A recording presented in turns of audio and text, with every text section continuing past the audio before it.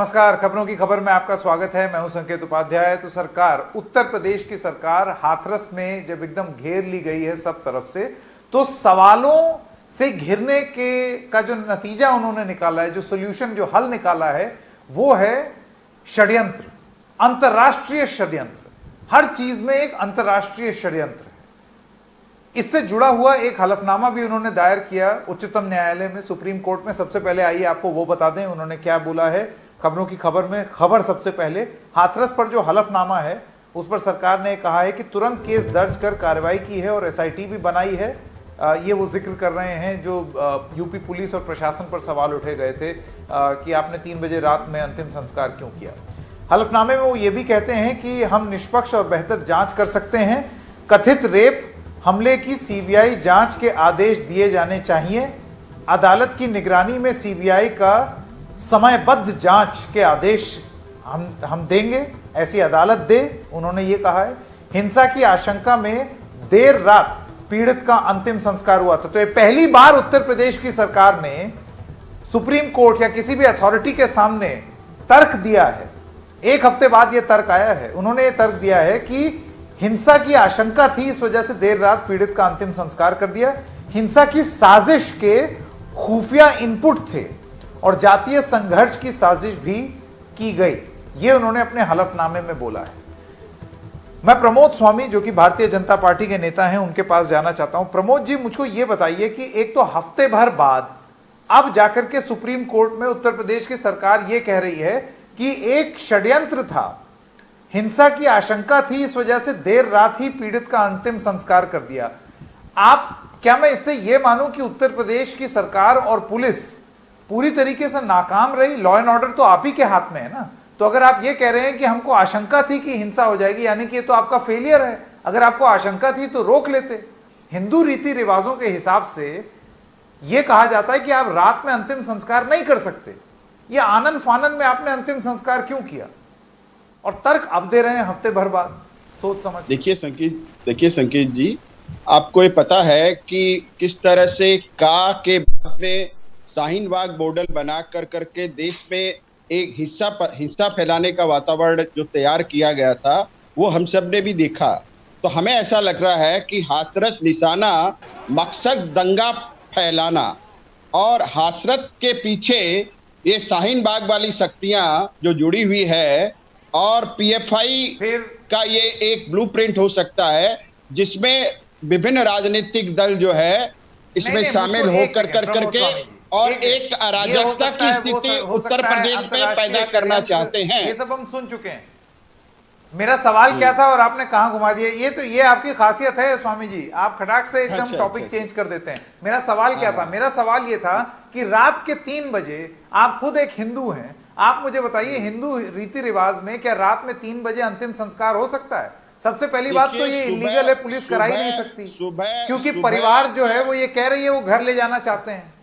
नहीं, बिल्कुल मैं आपकी जवाब का दे रहा हूं। जब आप सनातनी संस्कारों की बात करते हैं तो सुबह का जो मुहूर्त होता है उसको ब्रह्म मुहूर्त कहते हैं। और दूसरी बात में यहाँ यह संस्कारों की बात नहीं हो रही, यहाँ बात हो रही है कि जैसा आपने खुद ही अपने चैनल के माध्यम से अभी बताया कि उत्तर प्रदेश के प्रशासन ने इस बात को स्पष्ट किया है कि दंगा भड़काने की आशंका थी, इसीलिए उनका जो क्रियाक्रम है वो सुबह के समय में उनका कर दिया गया। तो दंगा भड़काने की परिवार वाले भड़का रहे थे, क्योंकि परिवार, एक सेकंड प्रमोद जी, परिवार का दावा है कि आपने पीड़िता का शव जो है वो घर नहीं ले जाने दिया, मिलने तक नहीं दिया, एम्बुलेंस के आसपास नहीं भटकने दिया। माँ जो है वो गिड़गिड़ा रही है एम्बुलेंस के सामने। मैं और किसी चीज में तो जा ही नहीं रहा हूं, मैं तो हिंदू रीति रिवाजों के पर जा रहा हूं। ये तथ्य भी आ चुके हैं। हिंदू रीति रिवाजों के हिसाब से क्या आप मानते हैं जो प्रशासन ने किया, उत्तर प्रदेश की योगी आदित्यनाथ सरकार ने जो किया वो सही था? हिंदू रीति रिवाजों के हिसाब से रात में अंतिम संस्कार परिवार की मर्जी के विरुद्ध। संकेत जी, पीड़िता और आरोपी परिवार के बीच में 104 बार फोन पर बात हुई है, और जिस तरह से इसको एक बात, अरे तो क्या हुआ? ये कौन से कानून में लिखा है कि अगर 104 बार फोन पे बात हुई है तो अंतिम संस्कार रात में 3 बजे होगा और हिंदू रीति रिवाज का पालन नहीं होगा? ये कहां लिखा है?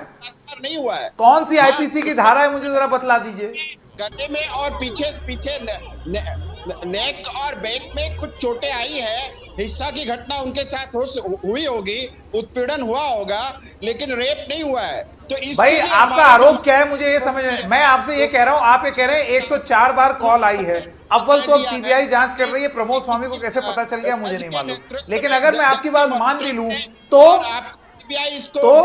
अगर 104 बार बात हुई है तो इसका मतलब प्रशासन जो है वो अंतिम संस्कार 3 बजे कर दे, हिंदू रीति रिवाजों को ताक पे रख के। देखिए, मैं अगर किसी प्रदेश में अगर प्रशासन को लगता है कि यहाँ षड्यंत्र के तहत हिंसा भड़काई जा सकती है तो एहतियात के तौर पर नहीं, जो हिंसा भड़का, या तो आप ये कह रहे हैं कि परिवार हिंसा भड़का रहा था कि आपने अंतिम संस्कार कर दिया, क्योंकि या तो आप ये आरोप लगाएं, आज प्रमोद स्वामी खुल के आरोप लगाएं, या तो आप ये बोलें। हिंदू मुस्लिम वाली बात में ले गए, यहाँ हिंदू मुस्लिम वाली बात कहाँ आती है बताइए तो जरा। मैं मुस्लिम तो लाया ही नहीं, मैं तो हिंदू रीति रिवाजों की बात कर रहा हूँ, मुस्लिम तो मैंने कभी बोला ही नहीं। जो गलत हो गया तो यहाँ अगर लॉ एंड ऑर्डर हिंदू रीति रिवाज के हिसाब से रात में अंतिम संस्कार नहीं हो सकता, या तो आपने ये बोला कि ये षड्यंत्र हो रहा था इस वजह से हमने कर दिया, यानी कि आपका आरोप ये है कि परिवार षड्यंत्रकारी है। पहले तय कर लीजिए कि आरोप क्या लगाना, मकसद दंगा फैलाना है, तो जो दंगाई है ये आशंका थी कि वो परिवार का लाभ लेकर के हिंसा की घटना को अंजाम दे सकते हैं, परिवार का, क्योंकि आपने तो परिवार को अंतिम संस्कार नहीं करने दिया। नहीं, प्रशासन एहतियात के तौर पर एक सेकंड प्रमोद जी, एक काम करते हैं, एक मैं आखिरी अटेम्प्ट करता हूं, शांति से मैं आपसे एक सवाल पूछ रहा हूं। आपने ये कहा कि वहां दंगा भड़काने की कोशिश कर रहे थे, इस वजह से अंतिम संस्कार रात में कर दिया, तो एक तरीके से तो आप आरोप लगा रहे हैं परिवार पे कि परिवार ही दंगा भड़काने की कोशिश कर रहा था, और अगर परिवार नहीं दंगा भड़काने की कोशिश कर रहा था तो हिंदू रीति रिवाजों को ताक पे रख के 3 बजे आपने कैसे अंतिम संस्कार कर दिया?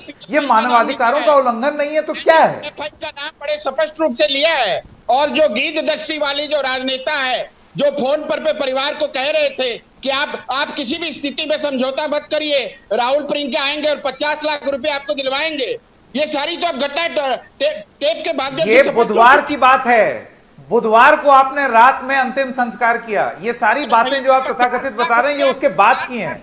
देखिए, मैं अपने फैक्ट्स लेकर के आया हूं प्रमोद जी, हिंदू रीति रिवाजों का आपने उल्लंघन किया है और ये चीज मानना पड़ेगा, और कोई तर्क नहीं है सरकार के पास। रात में 3 बजे अंधेरे में परिवार की मर्जी के विरुद्ध अंतिम संस्कार करना ये हिंदू रीति रिवाजों के विरुद्ध है। ये तो स्पष्ट हो रहा है और जांच हो रही है, स्पष्ट हो जाएगा कि किस तरह की एक भयानक साजिश। जयंत चौधरी आरएलडी के नेता हैं जिनके एक और आरोप भी था। एक सेकंड प्रमोद जी, मेरी बात का जवाब तो नहीं मिला, लेकिन एक बार जयंत चौधरी के पास भी चले, आरएलडी के नेता हैं, हमारे साथ जुड़ गए हैं। जयंत जी, एक तो ये मसला कि किस तरीके से रात में अंतिम संस्कार हुआ, और दूसरा मसला ये है कि जो भी कुछ भी बोले सरकार के विरुद्ध, तो एक फॉर्मूला है कि एक अंतर्राष्ट्रीय प्लॉट, एक अंतर्राष्ट्रीय षड्यंत्र या षड्यंत्र सरकार के खिलाफ हो रहा है। मतलब ये षड्यंत्र ना हुआ, आलू हो गया, काट के हर सब्जी में डाल दो, हर चीज में षड्यंत्र हो रहा है। अब इसके तहत क्रैकडाउन भी हुआ है, आपके ऊपर भी कुछ लाठियां बरसाई गई हैं। मैं आपकी प्रतिक्रिया जानना चाहता हूं। सरकार से आज सवाल पूछोगे तो आपको दंगाई बता दिया जाएगा।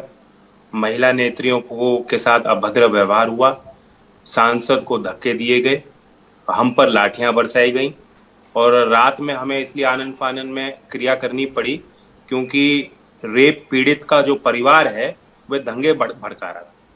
एक गरीब परिवार, कुटिया में रहने वाले गरीब एक घर में रहने वाले लोग जिनकी बेटी चली गई, और उनका हक बनता है, मानवीय अधिकार है उनका। हमारे धार्मिक संस्कारों में भी ये कहीं नहीं लिखा हुआ कि आप रात के अंधेरे में कर सकते हैं, अवैध है। तो इसलिए मैं समझता हूं कि आनन फानन में ये सब इसलिए किया गया क्योंकि कहीं ना कहीं वहां प्रशासनिक सूत्रों को पता था कि यहाँ गलत हुआ है, इसको दबाना है, या उनके ऊपर लखनऊ से दबाव डाला। बिना लखनऊ की अनुमति के रात में कोई डीएम, कोई कप्तान इस तरह के आदेश नहीं दे सकते। तो जो अमानवीय व्यवहार सरकार का है, मैं किसी अधिकारी को उसमें दोषी कहां ठहराऊं।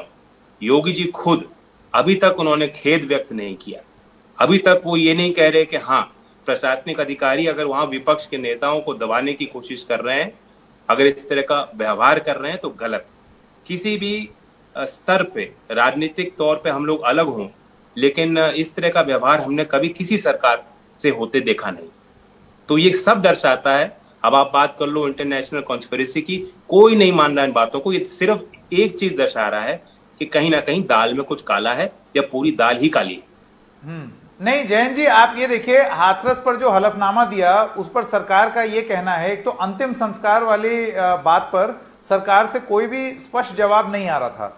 आज उन्होंने हलफनामे में ये बोला है कि हिंसा की आशंका में देर रात पीड़ित का अंतिम संस्कार हुए। अब ये हिंसा कौन करने वाला था? या तो भाई सरकार खुल के बोले अंतिम संस्कार और घर ले जाना पीड़िता के शव को, ये तो परिवार इसकी डिमांड कर रहा था।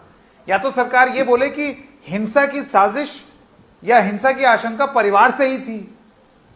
ये तो मैंने नहीं सुना है। जो न्याय की मांग कर रहा है परिवार, 3 घंटे रुक जाते तो क्या होता? सुबह हो जाती, अंतिम संस्कार हो जाते। नहीं, वहां भीड़ इकट्ठी हो सकती थी और भीड़ मांग कर सकती थी कि लड़की के साथ गलत हुआ, तो कहीं ना कहीं राजनीतिक विरोध हमारा ना हो पाए। और अभी भी जो है, जब मैं भी वहां गया, मैं आपको बता दूं, कुछ लड़कों को वहां तैयार किया गया था जो पथराव कर रहे थे, और वह सब पूरी तरह से पुलिस के संरक्षण में काम हो रहा है। आपने देखा है, वो भी वीडियो वायरल है कि गांव का, मैं नहीं जानता कौन है वो नौजवान, वो खुलेआम धमकियां दे रहा है लोगों को कि यहाँ कोई नहीं आएगा। और संजय सिंह भी गए, उनके ऊपर भी इंक फेंका गया। तो दंगा भड़काना का काम कौन कर रहा है? ये लोग नहीं कर रहे। नहीं, लेकिन एक आरोप जयंत चौधरी, एक आरोप राजनीतिक दलों पर भी लग रहा है कि उन्होंने हाथरस पर्यटन शुरू कर दिया है। हाथरस का राजनीतिक पर्यटन, कि आप वहां जा रहे हैं, परिवार के साथ एक फोटो खिंचवाते हैं और उसके बाद चले आते हैं, आपको परिवार से कोई हमदर्दी नहीं है? नहीं, देखिए, परिवार की मदद भी की जाएगी, हर स्तर पे की जाएगी। और आज परिवार की यही आवश्यकता है कि जहां उसे ऐसा महसूस हो रहा है घर के लोगों को कि सरकार में हमारी सुनवाई नहीं हो रही, सबकी जिम्मेदारी है कि उनके साथ हम खड़े हों, अपनी संवेदना व्यक्त करें। मैं तो कहता हूं, कौन रोक रहा है? खुद मुख्यमंत्री जी को वहां जाना चाहिए, स्मृति ईरानी को वहां जाना चाहिए, जो रोती हैं कि महिला के विरुद्ध अपराध होते हैं कहीं और दूसरे राज्यों में। यहाँ आना चाहिए उनको। कौन रोक रहा है उनको? और 10 जगह नहीं जा पाए, 2 जगह गए, उसमें क्या गलत है? 2019 में 3065 रेप के मुकदमे दर्ज हुए, केंद्र के आंकड़े, और 59,853 महिलाओं के विरुद्ध अपराध हुए हैं, ये केंद्र के आंकड़े हैं। तो ऐसा नहीं है कि हम कोई मनगढ़ंत मुद्दा बना रहे हैं जो मुद्दा ना हो। लॉ एंड ऑर्डर सबसे बड़ा मुद्दा है, ये बड़ी चुनौती सरकार के लिए है, और सरकार बच नहीं सकती, पल्ला झाड़ नहीं सकती।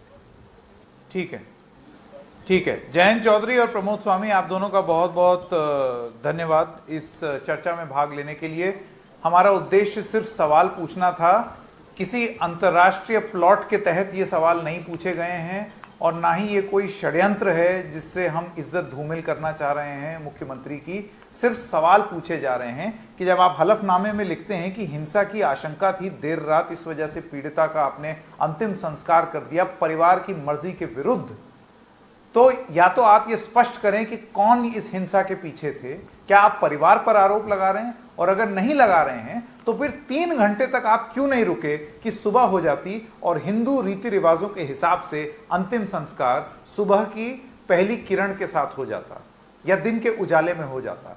रात में अंतिम संस्कार करके हिंदू रीति रिवाजों का पालन नहीं हुआ है योगी आदित्यनाथ की उत्तर प्रदेश सरकार द्वारा। छोटे से ब्रेक के लिए रुक रहे हैं, अभी हाजिर होते हैं।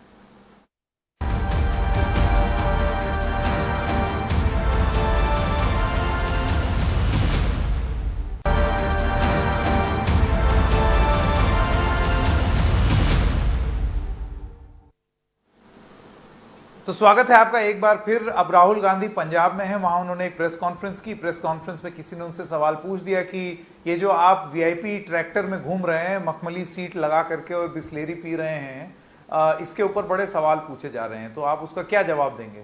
तो राहुल गांधी ने पूछा, आपको मेरी सीट तो दिख रही है, मेरा बिस्लेरी भी दिख रहा है, और प्रधानमंत्री मोदी का 8,000 करोड़ का हवाई जहाज नहीं दिख रहा। वो कहते हैं कि राहुल गांधी ट्रैक्टर यात्रा कर रहे हैं, लेकिन ट्रैक्टर पर गद्दा लगा कर यात्रा कर रहे हैं, वो किसानों की क्या बात करेंगे? 8,000 करोड़ रुपए के लिए 2 हवाई जहाज क्यों खरीदे? $1 बिलियन, 8,000 करोड़, उसमें कुशन छोड़िए, उसमें तो पलंग है पूरा। मतलब एक पलंग नहीं 50 पलंग होंगे उसमें।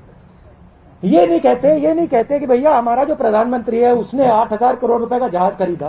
क्यों? क्योंकि उसके मित्र ट्रंप के पास जहाज है 8,000 करोड़ का, तो उसे भी चाहिए। ये नहीं कहते, ये कहते भैया राहुल गांधी अमरिंदर सिंह जी गए, ट्रैक्टर पे बैठे थे, किसी ने कुशन लगा दिया।